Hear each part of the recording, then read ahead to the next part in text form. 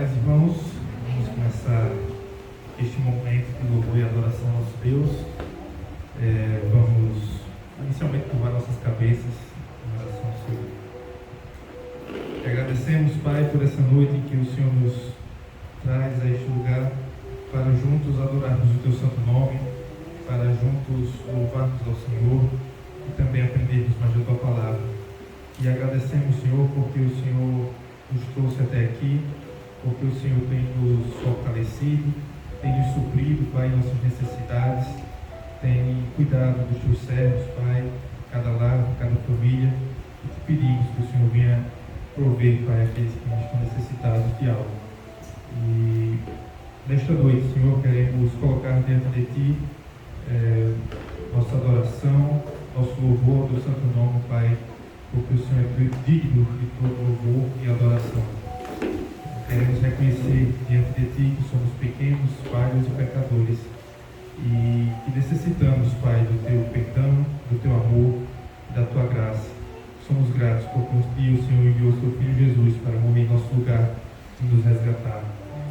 Abençoa esse momento, Pai, abençoa a mensagem que será pregada, abençoa cada canto que será entoado, Pai, que cada palavra dita venha nos ensinar, Pai, venha nos mostrar um pouco mais de Ti. E pedimos por essas coisas e desde já agradecemos. Em nome de Jesus. Amém. Vamos abrir nossas Bíblias lá no livro de 1 Crônicas. Nós vamos ler um salmo, mas que não está no livro dos Salmos.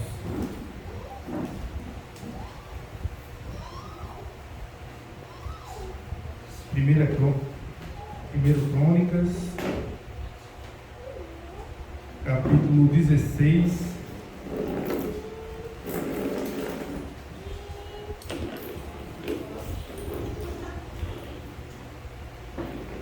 Crônicas, capítulo 16. Nós vamos ler a partir do 7 até o 15. Diz assim a palavra do Senhor. Naquele dia foi que Davi encarregou pela primeira vez a Asaf e a seus irmãos de celebrarem com hinos o Senhor. Rendei graças ao Senhor e invocai o seu nome. Fazei conhecidos entre os povos os seus feitos. Cantai salmos, narrai todas as suas maravilhas. Gloriai-vos no seu santo nome. Alegrem-se o coração dos que buscam o Senhor. Buscai o Senhor e o seu poder. Buscai perpetuamente a sua presença. Lembrai-vos das maravilhas que fez, dos seus prodígios e dos juízos dos seus lábios. Vós, descendentes de Israel, seu servo, vós, filhos de Jacó, seus escolhidos. Ele é o Senhor nosso Deus. Os seus juízos permeiam toda a terra.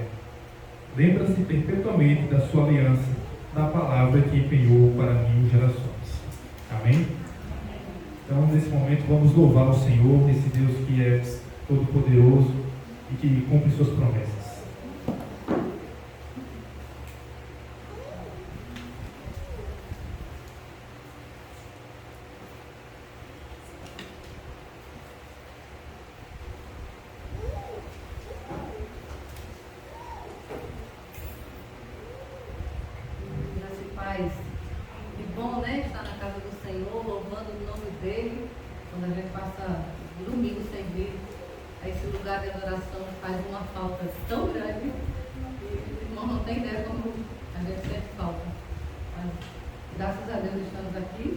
para louvar o Senhor. Se você pode ficar em pé para louvar o seu nome, porque dele, por ele e para ele são todas as coisas.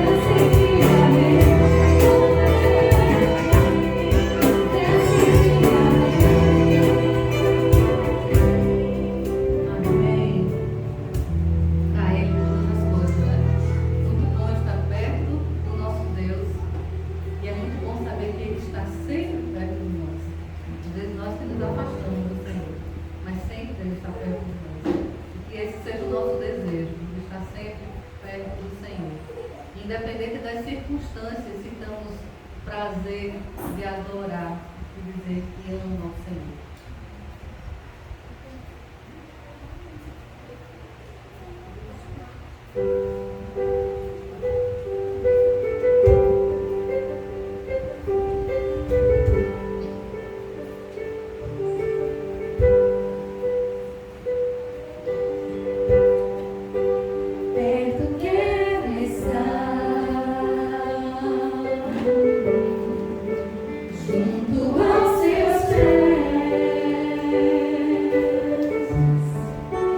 Pois prazer maior não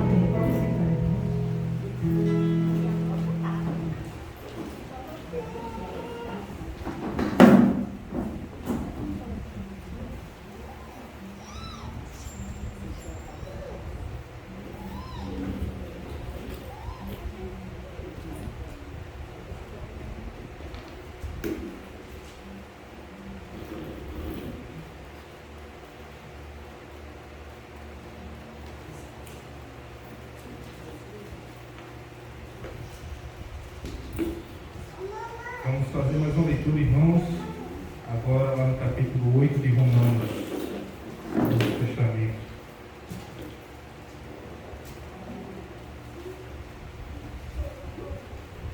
Romanos, capítulo 8, a partir do versículo 1.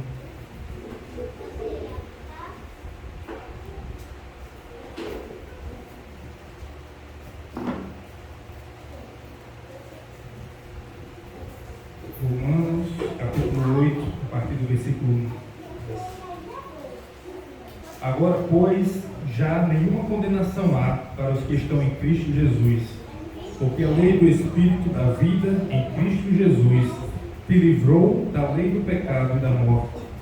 Porquanto o que for impossível à lei, no que estava enferma pela carne, isso fez Deus enviando o seu próprio Filho em semelhança de carne pecaminosa, e no tocante ao pecado, e com efeito condenou Deus na carne e o pecado, a fim de que o preceito da lei se cumprisse em nós, que não andamos segundo a carne, mas segundo o Espírito. Porque os que se inclinam para a carne, cogitam das coisas da carne, mas os que se inclinam para o Espírito, das coisas do Espírito. Porque o pendor da carne não dá para a morte, mas o do Espírito, porque o pendor da carne dá para a morte, mas o do Espírito para a vida e paz. Por isso o pendor da carne é inimizade contra Deus, pois não há sujeito à lei de Deus, nem mesmo pode estar. Portanto, os que estão na carne não podem agradar a Deus. Vós, porém, não estáis na carne, mas no Espírito, se de fato o Espírito de Deus habita em vós. E se alguém não tem o Espírito de Cristo, esse tal não é dele. Se, porém, Cristo está em vós, o corpo, na verdade, está morto por causa do pecado, mas o Espírito é vida por causa da justiça. Amém. Um texto difícil, mas uma coisa que eu estava lembrando recentemente é que a gente ouve às vezes algumas pessoas, quando vão fazer a comparação, né, entre a lei de Deus que Deus havia estabelecido por meio de Moisés e depois a salvação por meio de Cristo, muitas vezes nós falamos da lei como se ela fosse algo ruim, mas a lei foi estabelecida pelo próprio Deus, o Criador de todas as coisas.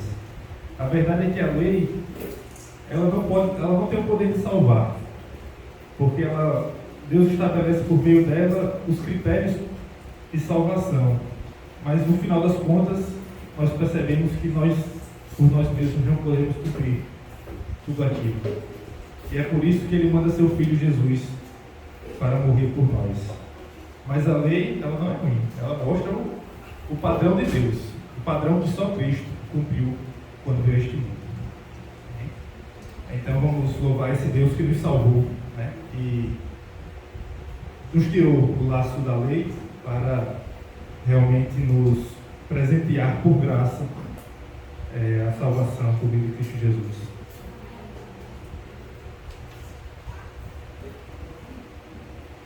Nós vamos cantar um louvor que fala da bondade de Deus, dessa graça que nos alcançou, que a gente possa reconhecer cada dia isso em nossas vidas. Eu só dar um aviso assim, hoje nós temos muitas crianças, glória a Deus por isso. Mas hoje está chovendo, né? De vez em quando cai uma chuva, então hoje elas não vão poder ficar do lado de fora. Então, pai, mãe, consiga ficar com o seu filho, né? A gente tem lápis, tem papel, só não tem brinquedo, porque brinquedo faz barulho, né? Não dá certo. Mas fica com ele, interaja com ele, né? Sendo o pequenininho é mais difícil, o maiorzinho já dá para fazer alguma coisa, né? Mas isso é muito motivo para a gente também orar ao Senhor, para que o Senhor nos dê condições de também criar, né? Ele nos deu condição de fazer esse pequeno espaço aqui e nós cremos que Ele vai nos dar condições também de ampliar, para também ter espaço para a criança, ter espaço para os adultos, mas vamos hoje à noite tentar ficar com eles o máximo que nós pudermos, né? Mas nós somos gratos ao Senhor, porque há quanto tempo a gente vem pedindo ao Senhor crianças, né? Que estejam na casa do Senhor,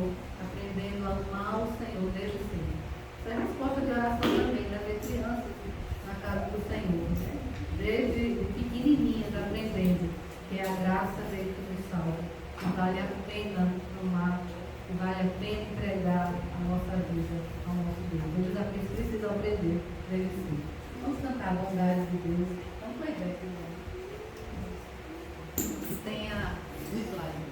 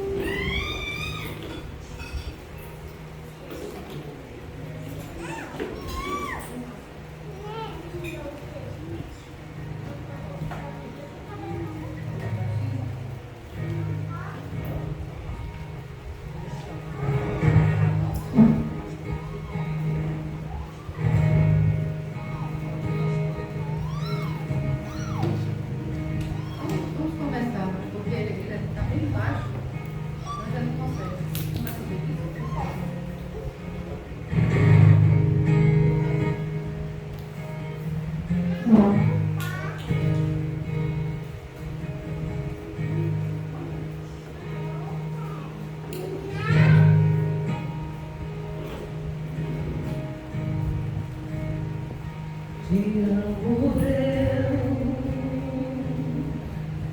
pois tua graça nunca falha. Meu viver está seguro em tuas mãos. Desde quando eu acordo até o meu deitar, eu cantarei tua bondade, meu Deus. O é bem fácil, vamos lá. Tu és fiel a cada dia, em todo tempo tu és bom pra mim. Todo fôlego que tenho, eu cantarei tua bondade, meu Deus.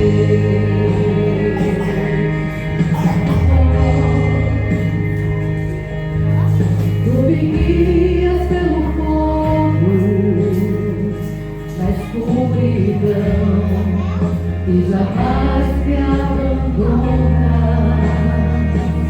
Tu és um pai amado e amigo tão leal. Eu vivo por tua bondade, meu Deus. Tu és fiel a cada dia, em todo tempo tu és bom pra mim.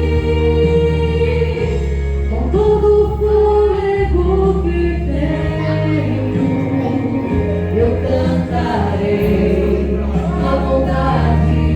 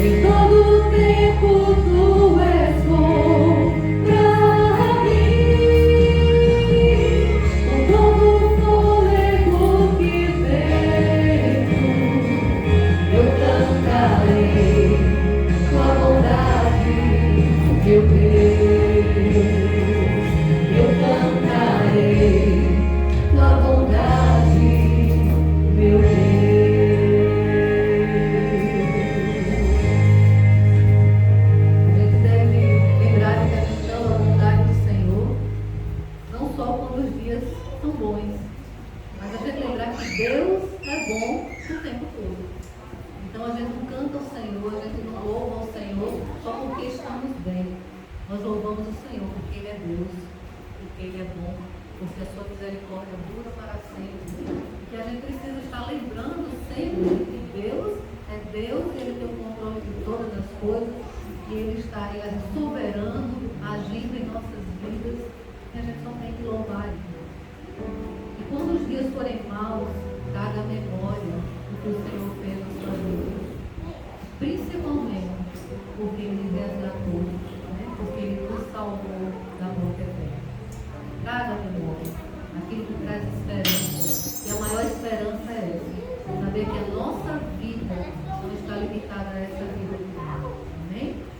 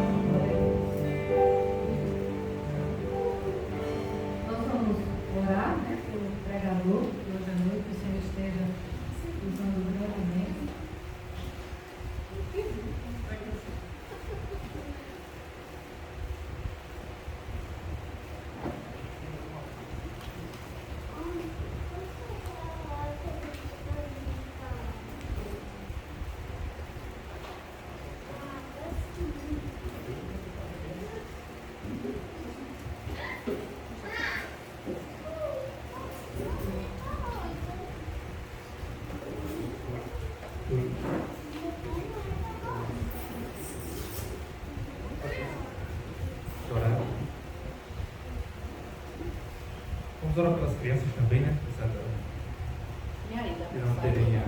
Hã? Vai ter? Nós vamos orar de toda forma por elas, por pregador também.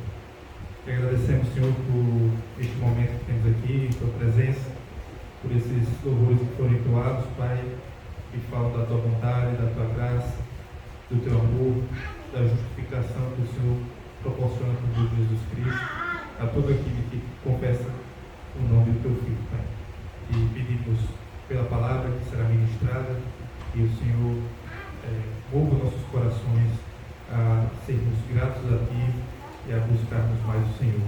Também te pedimos pelas crianças dessa igreja, que o Senhor venha continuar, Pai, conduzindo elas no teu caminho, que elas possam entender, Pai, a mensagem do Evangelho, que possam aceitar Jesus como Salvador de suas vidas, Pai. Abençoa também seus pais, seus familiares, para que conduzam, Pai, essas crianças numa educação cristã, que elas possam ver exemplos de cristãos dentro de suas casas, que elas possam, a partir do exemplo, Pai, dessas pessoas, conhecer a Jesus, conhecer o teu amor. Em nome de Jesus, oramos. Amém.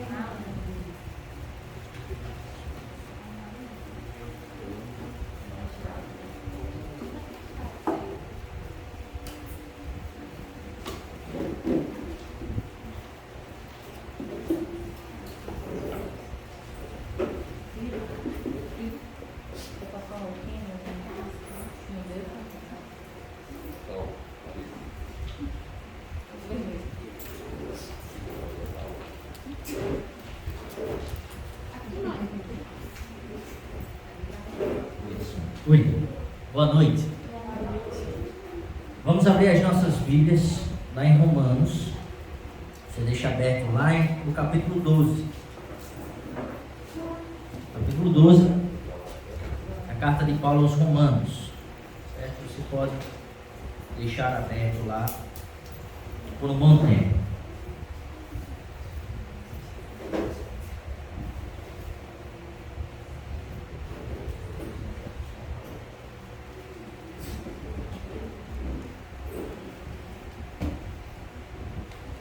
Fazer uma breve entrevista, um breve estudo de caso, certo? Vou fazer uma pergunta e aí eu vou dar um tempo para vocês se manifestarem. Se ninguém se manifestar, chamarei pelo nome. Você será intimado, constrangido a opinar. É óbvio que eu tenho as minhas estratégias para fazer isso. Por exemplo, eu sei de uma pessoa que com certeza vai opinar. Ela seria a primeira que eu chamaria, mas eu sei que ela vai opinar. Então, eu vou começar com uma pergunta. Vocês acham que o tempo ou os tempos que a igreja enfrenta está fácil ou está difícil? Por quê? Justifique a sua resposta. 5 linhas, tá certo?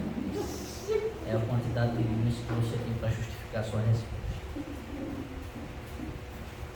Tempo.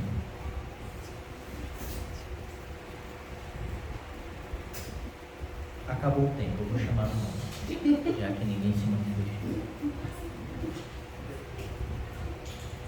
Tem mais um tempo que eu vou falar aqui com Deus.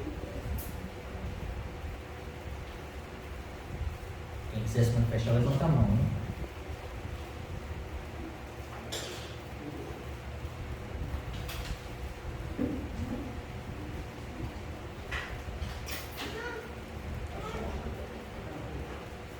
Ok, então eu vou chamar a pessoa. Uma graça.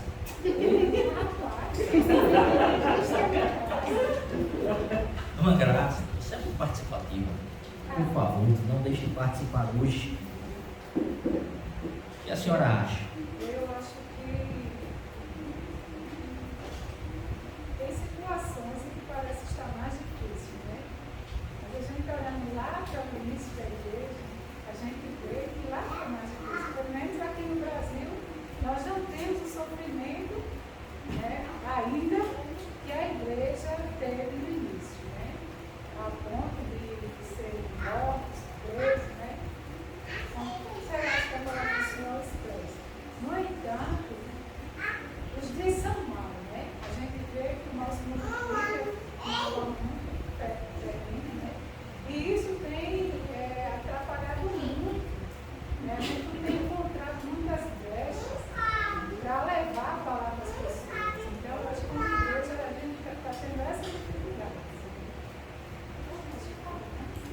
Muito bom, justificou em 5 linhas. Muitas vezes a gente tem a tendência de achar que a nossa geração está vivendo os dias mais difíceis que a igreja já viveu na história da existência da igreja. Eu acho que é muito da geração mimada que a gente vem sendo criado e pior, criando ainda cada vez mais gerações mimadas. Né? Mas aqui está a esperança de um futuro diferente. Do vídeo. Não é verdade? Está vendo? Ela tem como.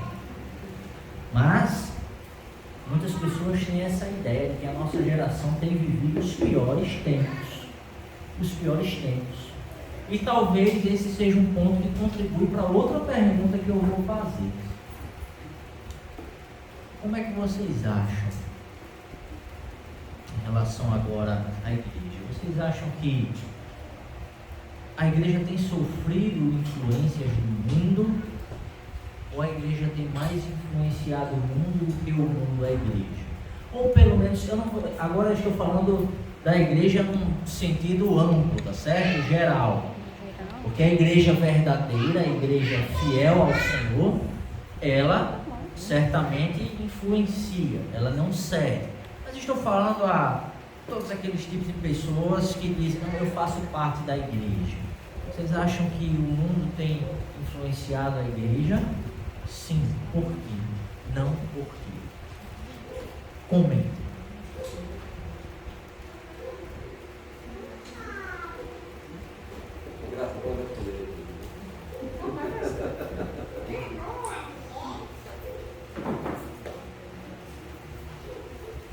Vou chamar outra pessoa. Quero com poderes argumentativos. Larissa.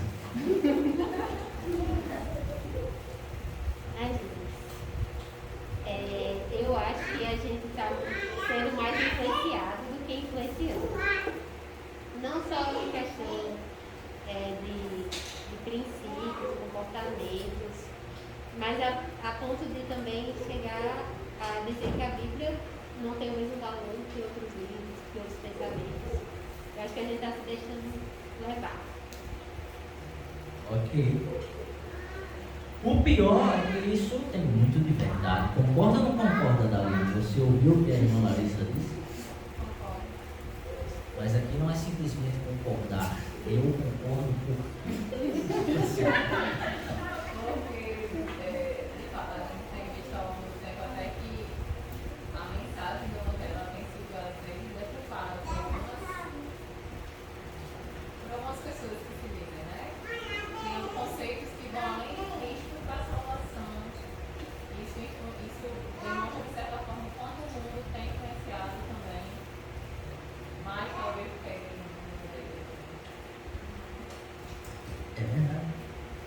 É verdade. A geração deste século, na verdade de todos os séculos, né? Mas a geração deste século que a gente tem vivido, ela tem a sua forma de querer conformar Deus à sua imagem e semelhança. Né? Deus criou o homem à sua imagem e semelhança. O homem, ele então quebra com essa imagem e semelhança na queda, e além de quebrar com a imagem e semelhança de Deus, quer fazer o processo ao contrário, né? Quer pegar Deus e trazer para a sua imagem e semelhança dos seus próprios pensamentos, da sua filosofia.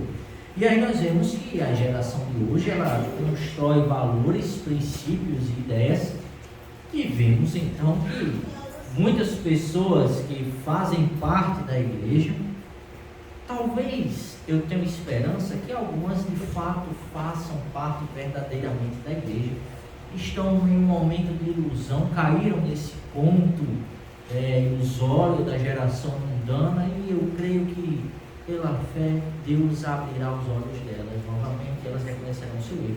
Porém, muitas também estão nesse meio que não são parte verdadeiramente da igreja, mas estão lá. E aí aquele velho ditado que o meu capitão falava na época do exército: uma laranja podre dentro do saco apodrece a dor. Mas então nós vemos casos como este aqui, é só um ponto. Igreja lá. É só um ponto, só um dos pontos. Aí está, bom site, se você não conhece, pode acompanhar e ler bons artigos. Mas é o site lá do Voltemos ao Evangelho, e eles trouxeram no Instagram um tópico e um título. Bota lá no Instagram mesmo, por favor.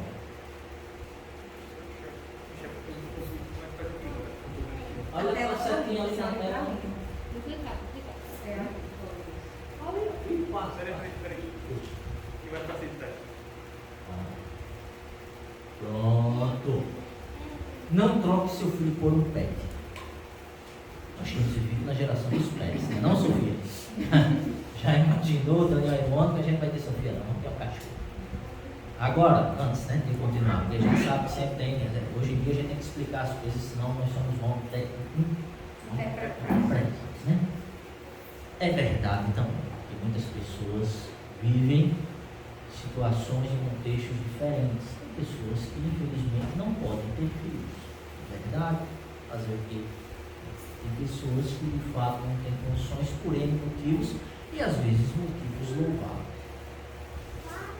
O problema é quando nós pegamos pessoas que teriam totais condições de terem filhos e elas deliberadamente, por motivos egoístas, então decidem não ter filhos e agora vão criar um bicho, um animal, e trata aquele animal como filho e substitui um ser humano por um cachorro, um gado, seja lá, geralmente são esses dois, né? Mas cachorro e gado, e tratam esses animais como filhos e fazem festas e levam para passear e colocam em hotel e dá um tratamento VIP que eu acho que nem uma criança recebe. Mas eles tratam os bichos como filhos e o motivo deles não quererem filhos muitas vezes é porque criança dá trabalho, criança requer muita responsabilidade, você vai perder muita coisa com filhos, já não é, Daniel? Perdeu noite de sono? Perdeu noite de sono. Agora, os seus gastos, ou melhor, o seu ganho vai ter que ser compartilhado com aquela criança, e a criança vai gastar muito. Gasta fralda, adoece, o remédio é caro. Embora que o bicho também adoece, né? Aí eles pagam, né? Mas eles fazem essa troca, porque eles não querem ter a responsabilidade de ter uma criança.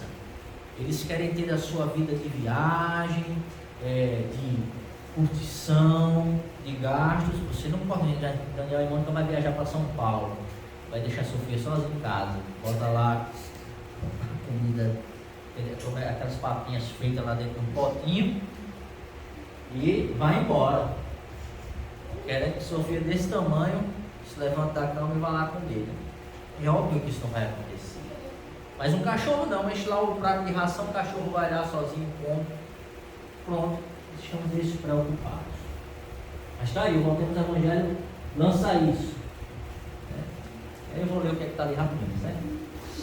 Não mais se pensa que filho é a única possibilidade de felicidade para o casal.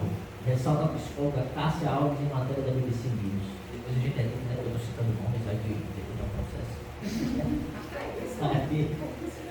Já não é de hoje que notícias como esta aparecem. Na verdade, nem precisaremos delas, pois provavelmente você já deve ter ouvido alguém chamando o seu pet de filho ou tratando-os como gente. Se antes vivenciávamos aqueles grandes encontros familiares com muita comida, barulho, principalmente de crianças correndo, diversidade geracional, avós, pais, filhos e netos, discussões e risadas, hoje isso quase já não mais existe, a tendência é piorar. O espaço do sofá que era disputado pelos primos e sobrinhos, agora é disputado por um animal de estimação. E nem pense em tirar o animalzinho do seu lugar, não com medo dessa ofensa, e ele manda você continuar no artigo do site Voltemos ao Evangelho. Então, você vê, e nós estamos falando da condição de normalidade da pessoa ter condições de ter um filho, mas ela escolhe por motivos egoístas. Ela quer viver a vida dela e não quer ter responsabilidade com criança, não quer ser atrapalhada por aquele ser. Né? Mas você vai encontrar aí nessa postagem muita gente ofendida. Muita gente dizendo que você não entende o que é um animal. Porque Deus falou para a gente cuidar bem, é verdade. Eu não estou dizendo que é para a gente cuidar mal do animal, não. A gente tem que cuidar bem do bichinho, tem que cuidar bem.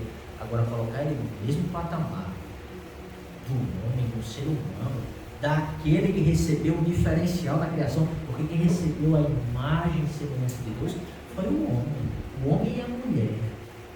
Não foi o cachorro, não foi a vaca, não foi o gato, não foi o papagaio, foi o homem. Então o homem e a mulher, deixa bem fato, né, para a geração de hoje também, o homem e a mulher, eles que são a imagem e semelhança de Deus, eles têm um valor maior. E sabe quem foi que disse que nós valemos mais do que os animais? Jesus. Jesus, quando está lá falando com seus discípulos, dizendo: olha ali os pardais, vocês não veem que eles nem plantam, nem colhem, mas eles dão alimento. Aí Jesus diz assim: vocês são mais importantes. É isso que Jesus diz. Vocês são muito mais importantes do que eles. Então, assim, o ser humano tem o maior valor. Certo? Tem o maior valor. Mas isso que essa geração traz hoje, obrigado, isso é só um dos exemplos. Essa geração criacional de bichos, de pets, né, que trocaram animais por crianças, né, ao ponto de chamarem os bichos de seres humanos. Né. Tem gente, lembra que há muitos anos atrás, um humorista fez um vídeo de humor e chamava um cachorro de ser humaninho, né? Mas, obviamente era o papel dele ali, do humor que ele estava fazendo, mas muitas pessoas hoje acham mesmo que bicho é ser humano. Uma vez a minha mãe estava no supermercado e ouvi uma pessoa falar: não, porque o ser humaninho, o ser humano do cachorro, mas minha mãe olhou para mim: o cachorro não é um ser humano, me perdoe, não é um ser humano. E um pastor lá do Ceará, ele relata uma coisa interessante. Ele estava no supermercado e uma senhora entrou com o cachorro e foi apresentar para um amigo e disse: esse aqui é o meu herdeiro. Ele chamou o cachorro de herdeiro. O pastor disse que chega se sentou na hora porque não acreditava no que estava ouvindo. Mas esse é só um dos pontos que essa geração tem feito. E tudo isso é influência do que aconteceu com o ser humano na queda. O ser humano, ele foi criado à imagem e semelhança de Deus, ele recebeu alguns princípios do Senhor, recebeu algumas ordens, mas quando ele cai, ele desobedece, então tudo isso se quebra. E todo o pensamento do homem, ele é alterado. Ele é alterado para transformar a criatura em algo a ser adorado. Então seus valores são completamente alterados. E aí nós chegamos então na carta aos Romanos, né? Vamos para a carta aos Romanos, porque Paulo ele vai abordar muito isso. A carta aos Romanos, ela nos revela que nós somos formados por Deus, que nós somos deformados pelo pecado e fomos transformados pela justiça de Deus. Quando a gente vai lá para o capítulo 1, Paulo ele vai começar mostrando que o pecado ele toma conta da humanidade de uma forma absurda. Veja só, eu vou ler rapidinho. A ira de Deus se revela do céu contra toda impiedade e injustiça dos seres humanos, que por meio da sua injustiça suprimem a verdade, pois o que se pode conhecer a respeito de Deus é manifesto entre eles, porque Deus lhes manifestou. Porque os atributos invisíveis de Deus, isto é, o seu eterno poder e a sua divindade, claramente se reconhecem desde a criação do mundo, sendo percebidos por meio das coisas que Deus fez. Por isso os seres humanos são indesculpáveis, porque tendo conhecimento de Deus, não glorificaram como Deus, nem lhe deram graças, pelo contrário, se tornaram nulos em seus próprios raciocínios, e o seu coração insensato se obscureceu, dizendo que eram sábios, se tornaram tolos, e trocaram a glória de Deus incorruptível por imagens semelhantes ao ser humano corruptível, às aves, aos quadrúpedes e aos reis. Por isso Deus os entregou à impureza pelos desejos do coração deles, para desonrarem o seu corpo entre si. Eles trocaram a verdade de Deus pela mentira, adorando e servindo a criatura em lugar do Criador, o qual é bendito para sempre. Amém. Então veja só, uma descrição da seriedade do que o homem ele se tornou, do que ele fez. E Paulo ele segue mostrando toda essa questão do homem, da situação do homem, até o ponto que ele chega e faz uma descrição tremenda no capítulo 3, dizendo: não há justo, nem sequer, não há quem entenda, não há quem busque a Deus, todos se desviaram e juntamente se tornaram inúteis, não há quem faça o bem, não há nenhum sequer, a garganta deles é sepulcro aberto, com a língua enganam, um veneno de víbora está nos seus lábios, a boca eles a têm cheia de maldição e amargura, os seus pés são velozes para derramar sangue, nos seus caminhos a destruição e miséria, eles não conhecem o caminho da paz, não há temor de Deus diante dos seus olhos. E lá no versículo 23, ele vai dizer: pois todos pecaram e carecem da glória de Deus. Então Paulo ele é muito enfático, ele está dizendo: todos são culpados perante o Senhor do universo, não há nenhum que escape, ninguém, todos são culpados, todos estão separados de Deus, todos necessitam da glória de Deus, nenhum pode dar alguma desculpa. Lembra que no capítulo 1 ele disse: por isso os homens são indesculpáveis, nenhum homem pode dar desculpa, porque Deus se manifesta através da sua criação, Deus se manifestou em carne, Deus se manifesta na sua palavra, mas os homens não aceitam, não reconhecem. Então não há desculpa. Nem aqueles que porventura pudessem dizer: mas eu nunca ouvi a tua palavra, pela revelação da criação, eles são indesculpáveis. Não há nenhum que possa chegar diante de Deus e falar: eu não sabia, ou eu tenho as minhas desculpas. Não há. Paulo ele é muito enfático. Todos são culpados, seja gentil, seja judeu, que é o que Paulo também está falando aqui, a questão dos povos judeus e gentios, seja gentil, seja judeu, não há, todos estão separados. E ele também vai mostrar que há uma necessidade de uma execução de justiça. Se o homem ele é pecador, se o homem ele cometeu um crime, então ele precisa pagar por isso. Então há necessidade desse pagamento. O homem precisa pagar, alguém precisa pagar, para que o homem então ele não se veja mais nessa condição de separado e de condenado. E é por isso que Paulo também vai mostrar essa questão de que há uma necessidade de justiça, e ele vai mostrar na carta aos Romanos que só quem pode exercer essa justiça é Deus mesmo. É Deus quem pode exercer essa justiça. No capítulo 20, no versículo 20, nós temos uma prova cabal. Porque ninguém será justificado diante de Deus por obras da lei, pois pela lei vem o pleno conhecimento do pecado. Quando nós olhamos a lei de Deus, eu já falou até isso aqui, quando nós olhamos a lei de Deus, nós olhamos para o padrão que ele exige, nós só temos uma reação a fazer: é falar complicou, eu sou pecador e eu não consigo cumprir isso aqui. Esse padrão é elevado demais para que eu consiga cumprir a lei de Cristo. Então é impossível para o homem chegar a Deus através de obras. Todo homem então ele é culpado, ele não consegue chegar a Deus por obras. Nenhum homem vai ser justificado diante de Deus, vai conseguir se justificar diante de Deus por cumprir a sua lei. E a Bíblia ela traz enormes provas disso. Jó 37, 23, Salmo 9, 7, 8, 11, 7, 29, 14, 98, 9, Hebreus 10, 30, Tiago 2, 13. Então, são várias referências que nós podemos olhar para as Escrituras e ver que só há uma solução para o homem, que é o único nome pelo qual eles sejam salvos. Jesus é o Deus Filho exercer essa justiça que é exigida pelo Pai. Mas depois de Paulo mostrar quão séria é a situação do homem, ele vai mostrar que Cristo, Jesus, ele resolve a situação do homem. O homem precisa pagar pelo que fez. Alguém precisa pagar. E Jesus vai pagar.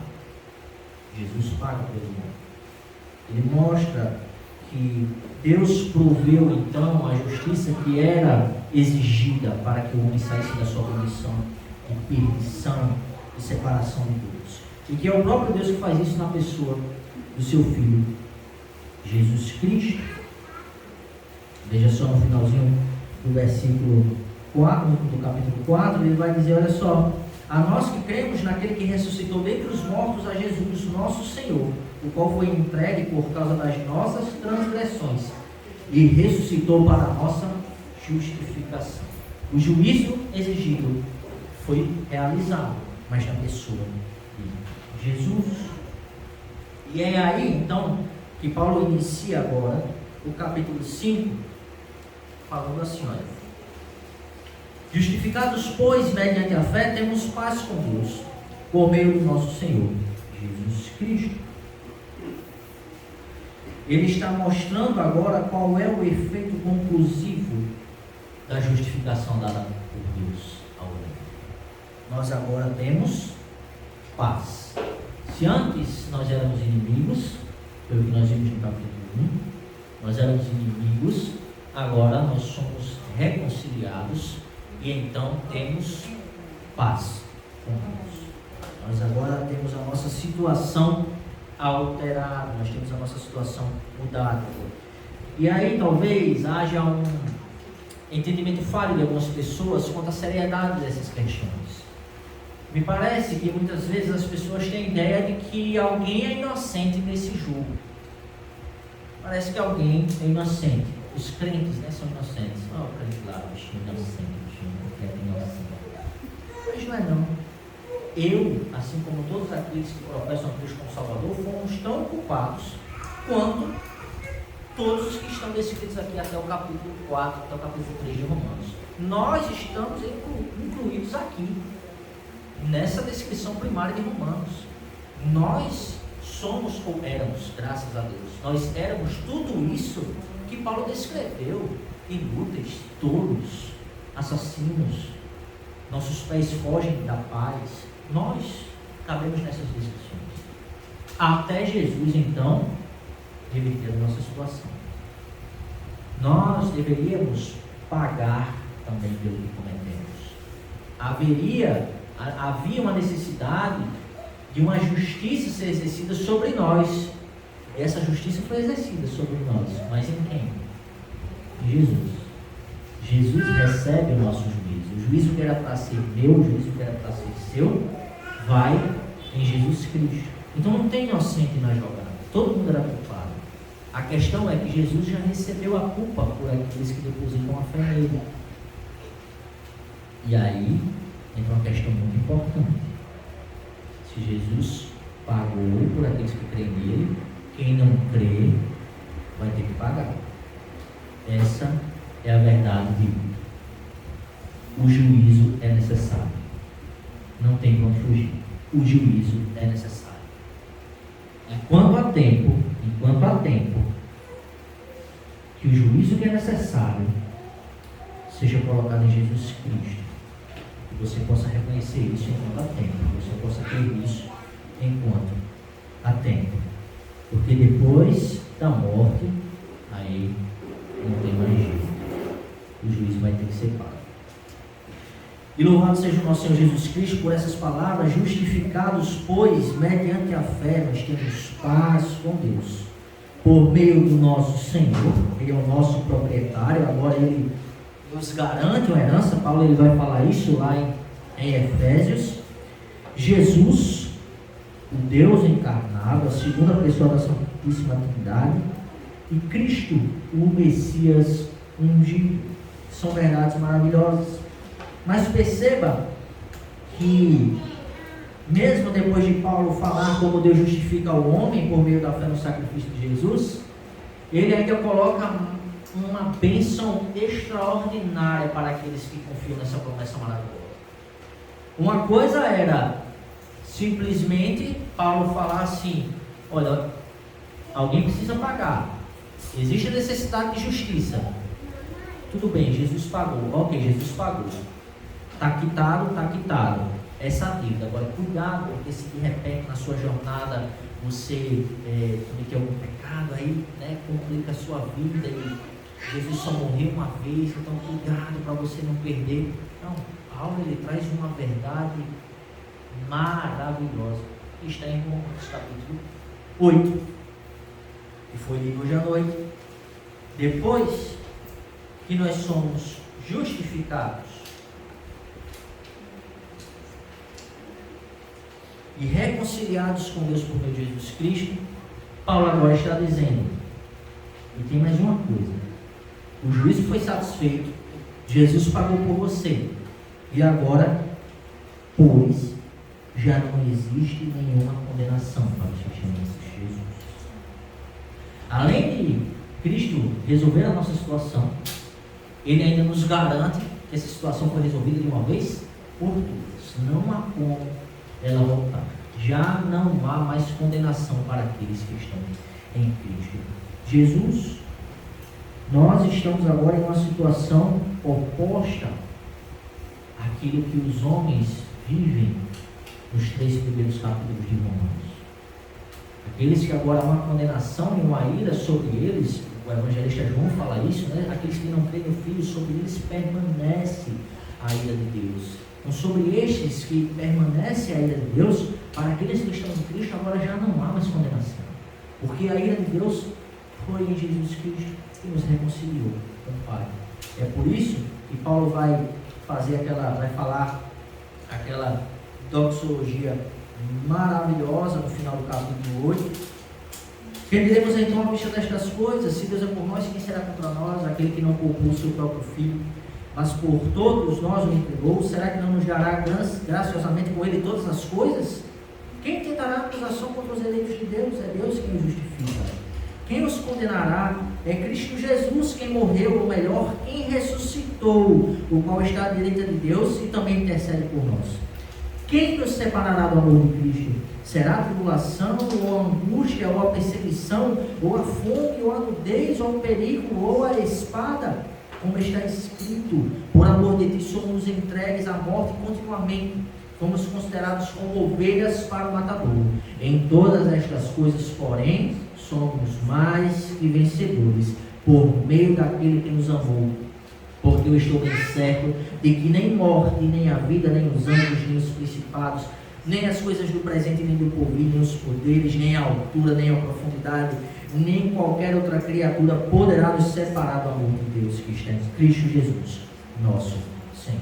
Então veja como a situação do homem em Cristo é revertida de tal modo que é assombrosamente maravilhoso. Aquele homem que estava completamente perdido, que ele merecia receber juízo, agora encontra em Jesus um reconciliador com aquele que derramaria ira sobre ele. E agora o homem que tem paz é reconciliado com Deus, do qual ele foi separado na criação. E agora ele está justificado, porque o seu pecado foi colocado sobre Jesus, e o juízo que ele merecia foi derramado em Cristo Jesus. E agora o homem, então, ele não deve mais nada, e não há nada agora que possa separá-lo diante de Deus, porque não há mais condenação para aqueles que estão em Cristo Jesus. E aí, quando nós que recebemos tamanha graça, vendo o que nós éramos para o que nós passamos a ser em Cristo, qual deve ser a nossa atitude? Qual deve ser a nossa resposta em relação a isso? E aí nós chegamos no capítulo 12. Paulo vem agora exortar, ele vem rogar para que possamos demonstrar, então, através do serviço da nossa vida, que a justiça de Deus, essa justiça maravilhosa de Deus, se faz presente na vida daqueles que foram justificados, e foram justificados pela fé, que aqueles que creem em Cristo tiveram suas mentes transformadas pela renovação do entendimento dado por Deus. Então veja só, Paulo já mostrou que todos os homens são pecadores. Isso inclui todos nós, não há nenhum que escape, todos nós. Mas ele também mostrou que Deus proveu um meio de exercer justiça e salvar este pecador por meio de Jesus. e mostrou que por meio disso não há mais como o homem, sendo justificado por Deus, ser condenado. Agora, então é como Paulo estivesse dizendo: olha, você entendeu, você creu que era um pecador, mas que Deus imputou a sua justiça exercida em Cristo sobre você, e que já não há mais nenhuma condenação. Você não pode mais ser separado desta graça. Consagre-se a Ele. Em gratidão, consagre-se a Ele. Então, qual deve ser a atitude agora do homem justificado para com Deus? É o que ele vai trabalhar nos 2 primeiros versículos do capítulo 12. Então, a atitude do homem nos 2 primeiros versículos deste capítulo se remetem a Deus. Ou seja, o que nós, como homens alcançados pelas misericórdias e graça de Deus, devemos fazer para Ele. Agora veja, novamente, aqui não é uma questão de fazer algo para obter a salvação. Paulo ele já mostrou isso até o capítulo 12, que isso é impossível. O homem não consegue alcançar a salvação, não há nada que ele possa fazer para alcançar essa graça que ele precisa. Ele não consegue ser justificado diante de Deus por obras. Agora, a questão aqui é outra. A questão aqui é se dedicar a Deus em gratidão. É somente o que resta fazer. Certa vez, ouvindo a pregação, o pastor Leandro Lins, meu cunhado, ele contou uma história que eu não fui um jornalista como nosso irmão Igor. Eu não fui atrás de comprovar os fatos. Mas não era para eu ter citado o nome do pastor Leandro, né? Eu citei de novo, porque vai que a história não é verdadeira, eu compliquei a situação dele. Mas diz uma história que Abraham Lincoln, presidente dos Estados Unidos, resgatou uma escrava, pagou o preço de uma escrava. E quando pagou o preço dessa escrava, ele saiu e disse para ela: você está livre. Ele comprou para libertá-la. Você está livre. Ele foi andando e ela ia atrás dele. Ele andando ela atrás dele, e ele vira para ela e diz: olha, eu não quero que você me sirva. Eu comprei você para que você possa ser livre. E ela então olha para ele e diz assim: mas só o que me resta fazer agora é servi-lo por gratidão. Então veja, aquele homem pagou pela liberdade dela, e ela agora, de livre, espontânea vontade, em gratidão, se dedica a servir aquele homem. E é isso que nós devemos fazer agora. Em gratidão, servir a Deus, dedicar a nossa vida de forma integral a Ele. E logo na primeira palavra do versículo, nós temos algo interessante. Portanto, irmãos, peço pelas misericórdias de Deus, na verdade é o contrário aqui, pelas misericórdias de Deus, peço, é a minha versão, mas vai ter versão aí que vai dizer, portanto, rogo-vos, assim tem essa versão, rogo-vos, pois, irmãos, né? Exatamente. Então, quando Paulo ele está usando essa palavra, rogo-vos, e aqui na minha versão peço, não é que ele está pedindo um favor, né? Por favor, mas ele está implorando dessa forma. A ideia aqui é que ele está chamando ao lado para dar um conselho. Ele está chamando uma pessoa ao lado para aconselhar. A ideia é muito mais para exortar e não pedir um favor. Por favor, como se fosse um coitadinho. Você ouviu tudo isso? Agora, faça isso. Ele aconselha, faça isso. É isso que Paulo está fazendo. Ele está encorajando, ele está aconselhando, ele está agindo como um conselheiro. E ela também vai mostrar qual é a ideia central dos capítulos finais desta carta. A gente pode pegar Romanos, a divisão dos capítulos nos facilitam para isso. Ele, nos 11 primeiros capítulos, ele está trabalhando justamente uma exposição da necessidade da justificação pela fé em Cristo. E nos últimos capítulos, ele traz uma exortação, onde vai predominar agora proceder daqueles que foram justificados por Deus. Então Paulo ele está aconselhando, chama você para o lado e diz, olha, faz isso agora. Você era pecador, você já foi justificado, e agora nada mais pode condenar você, você não pode ser mais separado. Faz isso agora. Paulo ele segue dizendo então, pelas misericórdias de Deus. E aqui, talvez a primeira coisa que tem na nossa mente é o conceito fácil de misericórdia que a gente tem, né? Misericórdia, as misericórdias de Deus que se renovam, misericórdia, aquilo que Deus não dá ao homem que ele merecia, ou melhor, Deus deixando de dar aquilo que o homem merecia, né? O conceito de misericórdia. Vocês com certeza já devem ter ouvido falar isso. Graça é Deus dando aquilo que o homem não merece, e misericórdia é Deus não dando aquilo que o homem merece. Mas, entendeu? Mas, aqui, Paulo, quando fala pelas misericórdias de Deus, ele está fazendo referência e dando ênfase a tudo aquilo que foi trabalhado, a toda a bondade maravilhosa de Deus para com o homem. É o seu amor, é a sua paciência, é a sua justiça, é a graça, é a fé. Então, por tudo isso, pelas misericórdias de Deus, peço que apresenteis, que ofereçam seu corpo como sacrifício vivo, santo e agradável a Deus. Então, o que o apóstolo está dizendo é o seguinte: olha, tendo em vista as misericórdias de Deus sobre você, tudo que você ouviu até agora, responda de forma voluntária, agora. Responda de forma voluntária agora. Dedique o seu corpo. E aqui a ideia que Paulo está trazendo, ofereça o seu corpo como sacrifício, não é o seu corpo, a carne, somente, né? Não é somente a sua carne, o seu corpo carnal, mas é toda a sua personalidade, é o seu corpo, é a sua mente, são os seus desejos, as suas vontades, suas ações, suas palavras, tudo. Responda agora com entusiasmo, com gratidão, através de uma vida de dedicação e consagração a Deus. Faça isso. E ele ainda dá algumas características de como deve ser então esse oferecimento. Vou usar essa palavra, oferecimento. Foi o que me veio agora, esse oferecimento, né?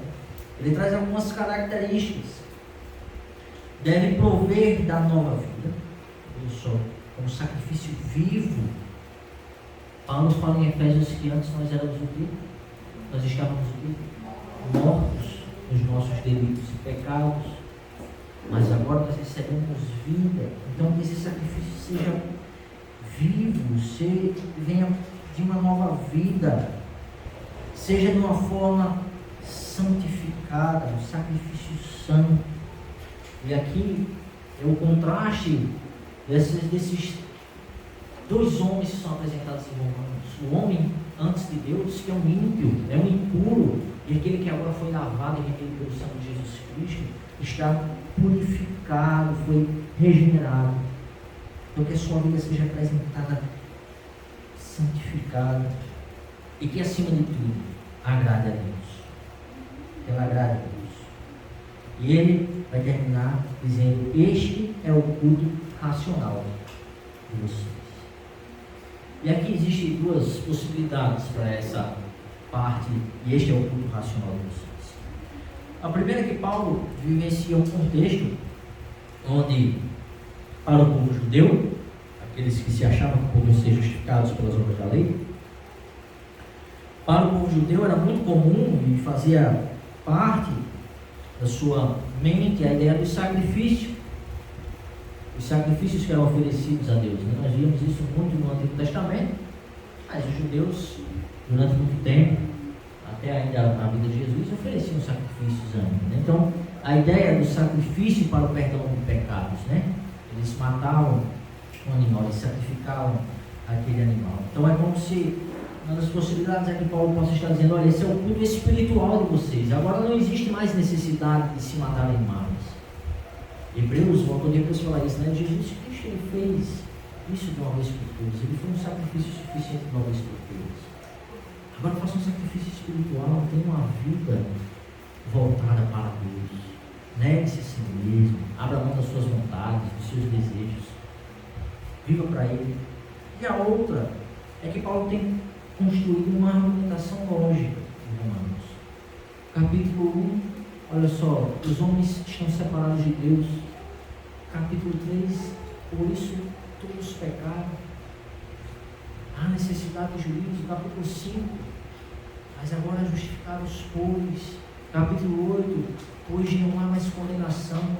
Capítulo 12, agora pois, vivam dessa forma. Então, como se ele tivesse construído uma linha lógica e dizendo, olha só, aqueles que têm sido grandemente favorecidos pelas misericórdias de Deus, é razoável, é lógico, é próprio, faz sentido que se consagrem a Deus e se consagrem integralmente.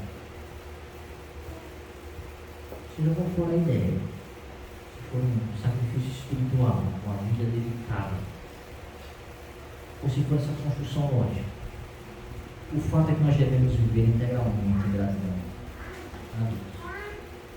Então, nesse primeiro versículo, Paulo nos mostrou um caminho a seguir, nos aconselhou, irmãos, pelas misericórdias de Deus, ofereçam o corpo de vocês como sacrifício vivo, santo e agradável. Este é o culto racional de vocês. Agora, no versículo 2, ele vai nos mostrar como pôr em prática o conselho que ele nos deu. E a gente pode dividir o versículo 2 em duas partes. A primeira parte é o que nós não devemos fazer. Paulo inicia dizendo: e não vivam conforme os padrões deste mundo. Em outras versões vai dizer: não nos conformeis com este século. Não nos conformeis com este século. E a ideia aqui de Paulo é que conformar tem, entre outros sentidos, a ideia de se moldar, de modelar. Então, você pega uma massinha, tá ali, ó, a Olivia pega uma massinha, aí vai brincar de massinha de modelar e vai formar alguma coisa. E é isso que Paulo está dizendo: olha, não se deixe se modelar. Né? A gente poderia também dizer que se conformar é se deixar estar de acordo com um padrão estabelecido que foi oferecido a você. Você vai fazer um pão em formato de estrelinha, vai procurar uma forma, colocar a massa ali dentro, ele vai sair em formato de estrelinha. Aí, então, o mundo, ele traz uma forma, ele oferece a você, e aí você vai e se encaixa. E é isso que Paulo está dizendo para você não fazer. Não se molde, não se deixe conformar, não aceite um padrão estabelecido, oferecido a você, que venha do mundo. E a ideia, nas versões que diz aí, né, não nos deixe conformar, não nos conformeis com este século, ela é melhor entendida por esta geração. Aqui na minha versão ela diz: e não vive conforme com os padrões deste mundo, desta geração. E é tudo que envolve a nossa geração. São as suas crenças, são os seus valores, são os seus costumes. Então não aceite trocar o seu filho por um pet, se você pode ter filho. Não se conforme, não aceite esse padrão oferecido a você. Mais uma vez, cada caso é um caso. Estou falando sobre aqueles que podem ter os seus filhos, mas que por motivos egoístas olham para o padrão do mundo, acham a vida muito mais fácil e se conformam a este padrão estabelecido que o mundo traz. Paulo então ele está dizendo que nós não devemos estar de acordo com esta geração. Pensa e faz. E nós temos visto que às vezes não está muito fácil não para a vida da igreja. Né? Reuniões que acontecem, denominações surgindo que aceitam os mais variados padrões do amor. E você tem pastores que vão aceitar fazer casamento de gente do mesmo sexo e aceitam todo tipo de pecado dentro da igreja. E às vezes a igreja ela não sabe nem como se portar diante disso. Não está preparada para lidar com essas questões. Mas aqui também, não é só a questão do homossexualismo. Às vezes você vai para uma igreja onde o rapaz do grupo de louvor tem as crianças no recinto, mas vocês estão entendendo o que eu quero dizer, né? Faz práticas ilícitas com a sua namorada. Os pastores acham normal, isso faz parte do ser humano, a necessidade biológica, a necessidade física. Os bichinhos vão tocar, disciplinar. Disciplina não é bíblico. Tem pastor que diz que disciplina não é bíblico.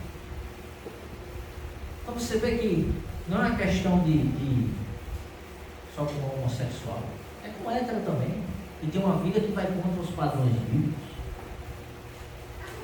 Então, às vezes, parece que a igreja se perdeu nesses aspectos e acabou se deixando se conformar, porque não quer ofender as pessoas. Mas o evangelho é uma ofensa ao homem. Ou o homem, ele reconhece, ou o homem ele vai odiar o evangelho. Não vai ter amigo do evangelho. Não vai ter amiguinho do evangelho. Só tem duas situações para o homem. Ou é se entregar, ou é se sentir ofendido e odiar essa mensagem. E aí nós vamos ver igrejas se levantando para debater o aborto. Né? Aborto o quê? O que é que tem? O corpo é da mulher, as regras, quem disse que ela tem uma vida? Ixi, eu lembro do primeira outra que a gente foi fazer em Ian. Tinha quantas semanas, hein, mano? Tu lembra? 9 semanas. 9 semanas. Menino, coração batido, parecia. Tinha aquelas motos de cano assim, rápido, forte. Mas aí vai ter igrejas que vão dizer, não é vida não. Deixa abortar. E aí quer proteger as tartarugas, né? Não pode matar os ovinhos ali da tartaruga, vai. Ali é um lugar de desova das tartarugas. Não constrói um prédio não, porque senão vai matar as tartaruguinhas. Não, mas vai gerar emprego para as pessoas daquela região. Não! As tartarugas. O homem passa fome. Essas tartarugas não podem ter só um perigo. Complicado. O mundo tem jogado muitos padrões, estabelecendo muitas coisas para que o homem possa aceitar. E aí as pessoas vêm e dizem assim, mas Deus é amor. E a igreja compra essa ideia, né? Então, Deus é amor. Se Deus é amor, então viva do jeito que você quiser, porque Deus quer que você seja feliz. É mesmo? A ideia de Deus lhe amar do jeito que você é não traz e não implica um sentido positivo. Mas não, pelo contrário. Então, sentido negativo. Fala em Romanos capítulo 5. Rapidinho. Fala em Romanos capítulo 5.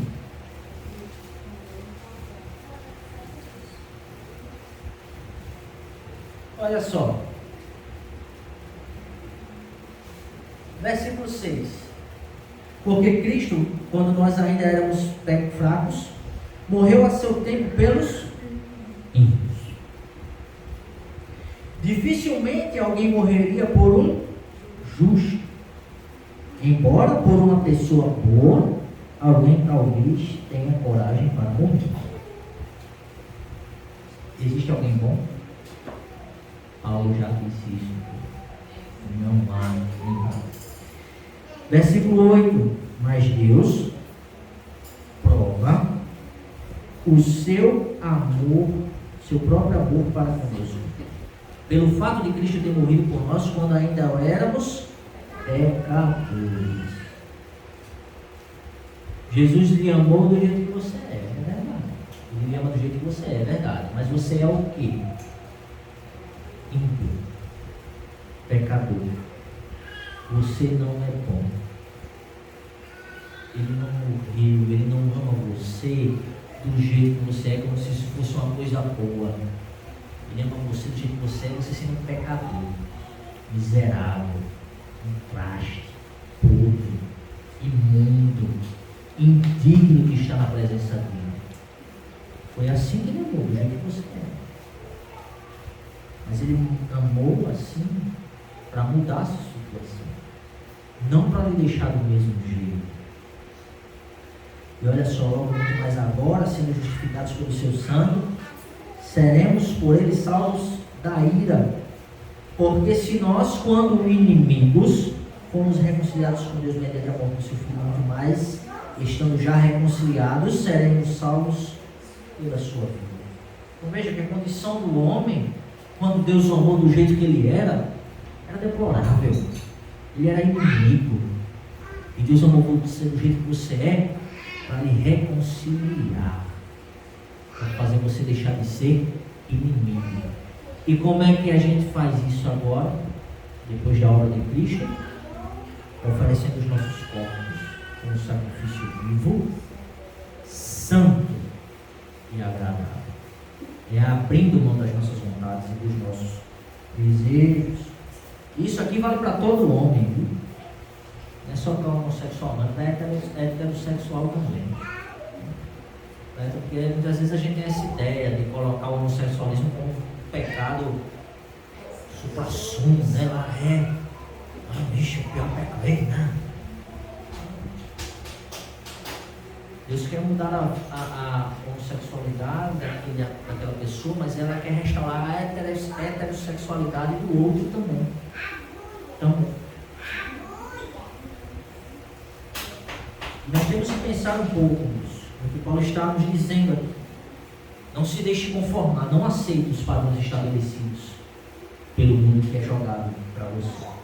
Não faça isso. Ok, nós não devemos fazer isso. Mas o que é que nós devemos fazer? Então, aí a segunda parte vai falar. Mas deixem que Deus os transforme pela renovação da mente. Em outras versões vai estar: transformai-vos pela renovação da vossa mente.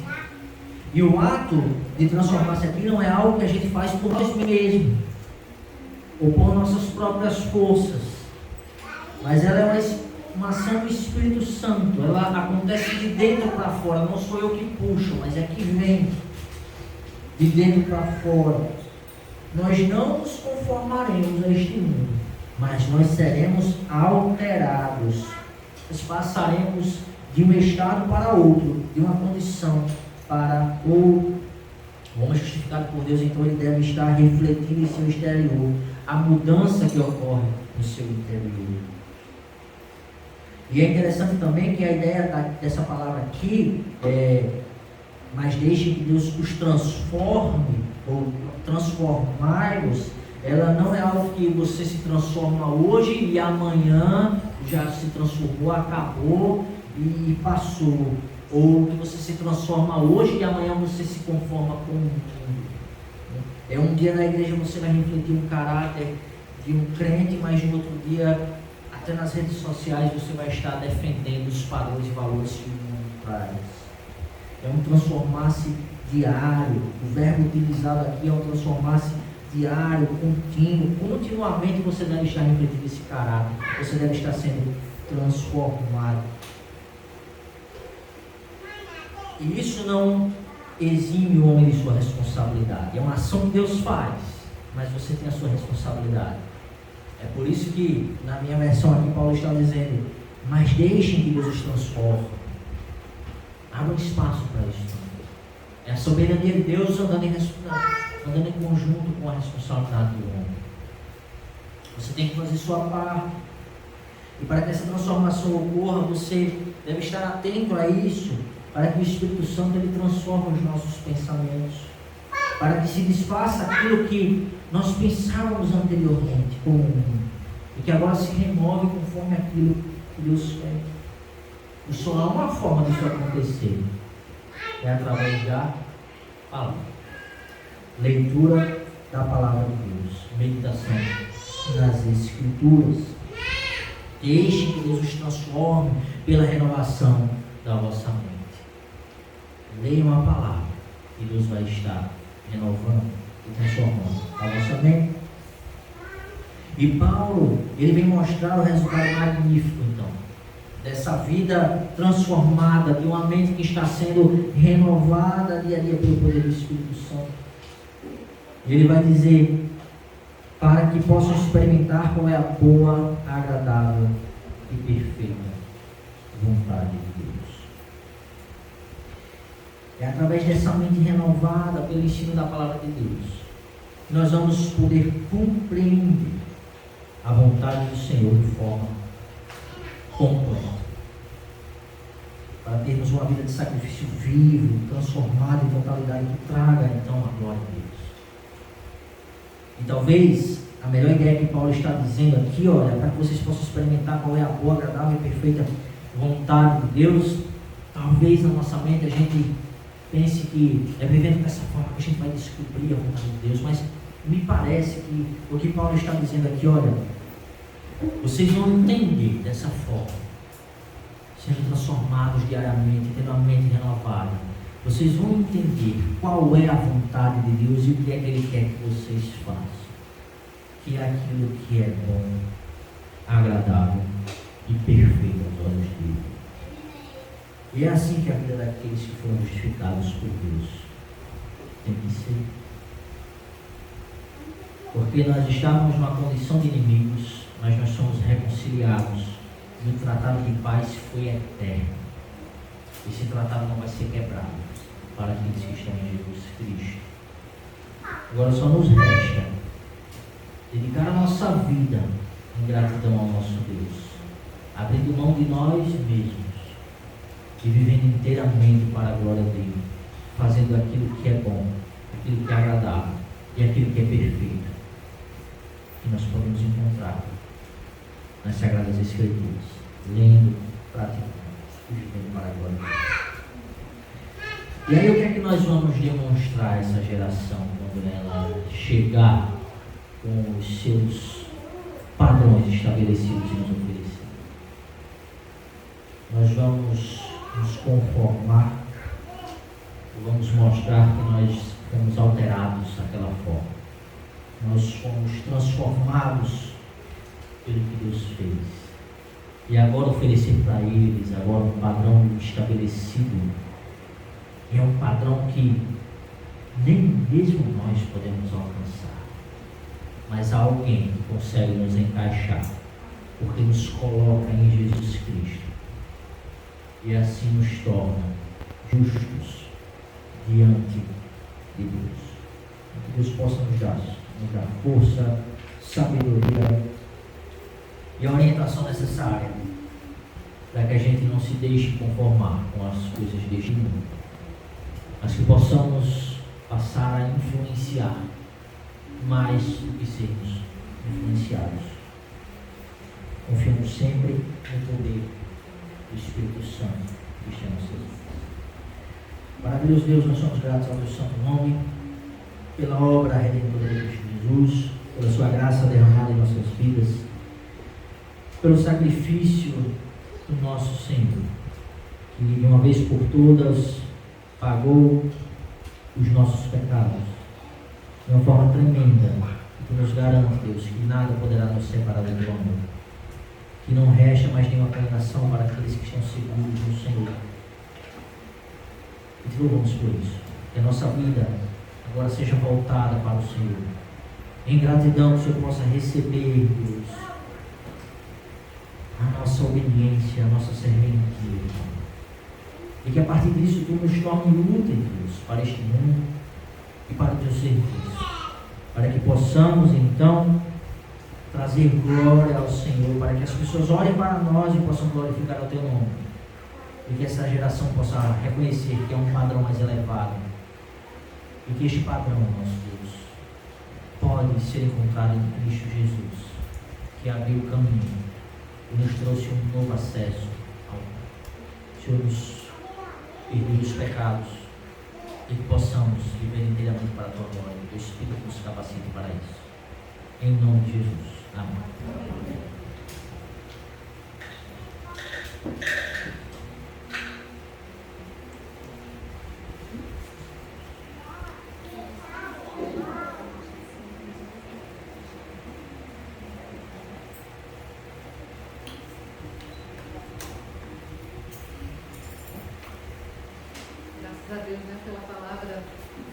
pela palavra dele, fomos um dia reconciliados com ele. Essa é a mensagem que nós devemos estar levando para as pessoas.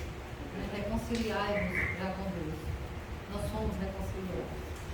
Eu lembro quando eu me converti há 38 anos atrás. O primeiro versículo que eu aprendi foi esse. Rogo-vos, pois, irmãos, pelas misericórdias de Deus, que apresentei os vossos corpos como um sacrifício vivo, santo e agradável a Deus, que é o vosso culto racional. E não vos conformeis com este século, mas transformai-vos pela renovação da vossa mente, para que experimenteis qual seja boa, agradável e perfeita. Amém? Vamos terminar cantando uma música, um hino que fala de reconciliação. Nós somos forasteiros aqui, né? E a mensagem é essa: reconciliai-vos já com Deus. Não lembro o número do hino.